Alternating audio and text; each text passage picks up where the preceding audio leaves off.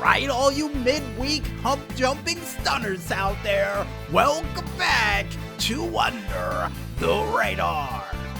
And now it's time for us to see which one of you crazy stunners out there are gonna try to leap your way to the weekend the hard way for a very special midweek edition of the Wild World of Stunts. Midweek edition. Yeah, I think we should have added that at the end. And the first stunt that we have up comes from the stunner GDHGFJ with their stunt, Thug Life number 3, Ha Oppressor. And in this crazy stunt that features Michael flying around in an oppressor bike would find himself landing chest and neck and head first into an operating crane in the middle of downtown Los Santos, for him to fall down in a heap, the bike to fall to the city streets below, and for Michael to just get up and walk around like nothing happened.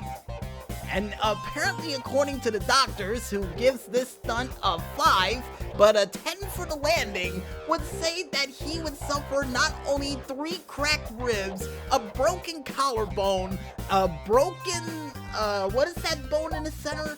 What, the sternum? Yeah, a broken sternum, a broken nose, and a broken right orbital bone, and a concussion from the impact into the side of that crane. So, yeah, he got an Inspector Gadget injury, right? Well, he broke everything but the arms and the legs. Either way, it's an Inspector Gadget injury for us, and we hope he can get well soon, and how in the world he plans to get off the top of that crane. Oh, according to the maestro, he's gonna fly off.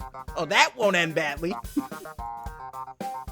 And speaking of people doing action movie-like stunts, folks, the next stunt that we have up, which comes from the stunner TLK510, nice name by the way, with their stunt, Car Jump GTA. And I got a feeling this is some form of stock footage that they found from an episode of the A-Team, or at least from one of those action movies you would see in the 80s, cause this guy who goes by the name of TLK for short would decide to take his car down onto the bay and ride it all the way toward the edge while being chased by police officers, only at the last minute to jump out of the car, land on the rocks in the background head first, but his car would explode in midair, fly onto the roof of this makeshift dock, and just splash directly into the water with all 4 wheels hitting the ocean floor like what, maestro? Like a glove! For him to just get up like nothing happened. And apparently, according to the PR department and the doctors, he suffered a spinal injury from that? Because he did land head first on the jagged rocks below. I'm surprised he's still alive. Yeah, just a head injury, right? Okay. Yeah, he's gonna be spending a while in the hospital with that little stunt. And the next stunt that we have up, which comes from the stunner Luca_2027 with his said stunt, Project 16. And apparently, according to the maestro, this is not a guy, it's a girl, and goes by the name of Jane, who decided to ride around in our favorite speed racer-like car, only to use it as a form of a skateboard, and would pull off a makeshift aerial gyroscope, the slowest but yet the quickest one we've seen to date, only to land on both wheels like a glove, then to go back toward that skate ramp for seconds, then to shoot up the ramp, corkscrew spiral, hit her way toward the restroom and the side of the building to land upside down and right back side up once again like what, maestro? Like a glove? So not only she was able to land successfully both of these tricks, but would also be able to recover and ricochet off of buildings like she was playing a new form of pinball for this said stunt.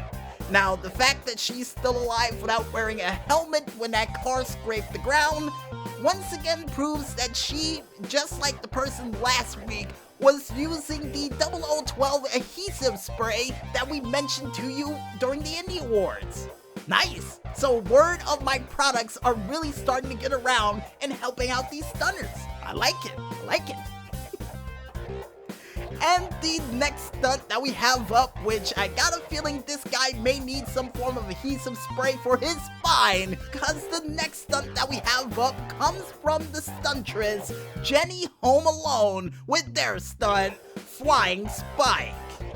And I got a feeling I'm gonna change the name to this stunt to Flying Spike Pile Driver, because while being chased by the police after stealing what appears to be a prison bus from Rolling Broke Penitentiary, she would be able to jump on the top of the bus, and while using one of those atomic zapper guns, decided to jump off the bus doing a full-on moonsault, and unfortunately would not know the proper rules of doing a moonsault, that you're supposed to land on your feet while trying to do the moonsault in the process. But unfortunately, due to the fact that she did not get enough time to actually flip a little bit more backwards to land on her feet, she would land directly on her head on the sidewalk, and her neck would crank to the right a little bit more than what I was comfortable with. And for the first time in the history of the wild world of stunts, folks, we had to actually look away from this said stunt. And we just looked at it again and, ooh, yeah, that's a broken neck. That's definitely a broken freaking neck, to quote Kurt Angle. And apparently, according to the PR department and according to the doctors, not only she severed her spine on that said jump, but apparently did irreparable damage to her brain as well, with a grade 3 concussion. So, yeah, I got a feeling she's going to be a quadriplegic after this one, but the fact that she was able to slide around on the ground afterwards and still would be able to make her way back to her feet. So, if she's a quadriplegic and still can move around, I think she may be related to Professor Charles Xavier in some way, shape, or form, or has some form of adamantium-like spine and was able to survive that. Or might have Walking Dead syndrome. I don't know. It's a miracle of modern science that she's not paralyzed. But yeah, at the same time, don't do that again. That was very, very excruciating to watch. Ugh. And the last but not least stunt that we have up for this week, folks, comes from the stunner Capper KKR with their said stunt, Jump the Police. Now, for some strange reason, while watching this stunt, I was reminded of the classic song by KRS-One of The Sound of the Police, and I got a feeling they were alerted by the sound of the police by hearing sirens from a block away, and the two drivers on the back of this bike that goes by the name of Jack and Mike, who were notorious diamond thieves, planned this robbery out 3 weeks in advance and was just about to make it away with the perfect caper until the cops arrived, then led them down on a city street chase for about 2.5 hours, and we were able to capture the last 24 seconds before they got away, because they would be able to use I do believe, a duster, or what appears to be the car from the Dukes of Hazzard, folks, to actually jump on the back of that car, overshoot a streetlight, and land directly on the hood with both wheels on the top of a cop car like what, Maestro? Like a glove? Then for them to just drive away for the cop in the passenger side seat to say, "You gotta be kidding me!" And he did have that look of, I can't believe it's not butter, and the combination of that he won a $10,000 sweepstakes for the rest of his life look on his face. So yeah, they got away, they're still looking for him, and me, the Maestro, and the PR department, along with the doctors, is giving this stunt a Ty Dillinger perfect 10.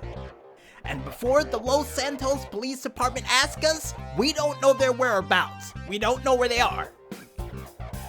And if you guys want to check out any other crazy stunts of people trying to get themselves maimed for unnecessary fame, you can head on over to the socialclub.rockstargames page, only known as socialclub.rockstargames.com, and just head on over to the video page to check out one of these crazy stunners who's gonna have a bad case of the Mondays, even though it's midweek heading toward the Fridays.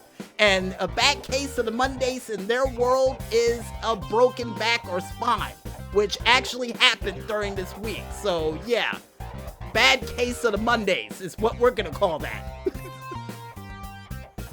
And I guess with that said, folks, we might as well head back into this music once again. And when we return, we'll be back with another thrilling edition of the GTA Online Top 5 Tracks of the Week right after this. So don't touch that dial just yet, folks, and stay tuned.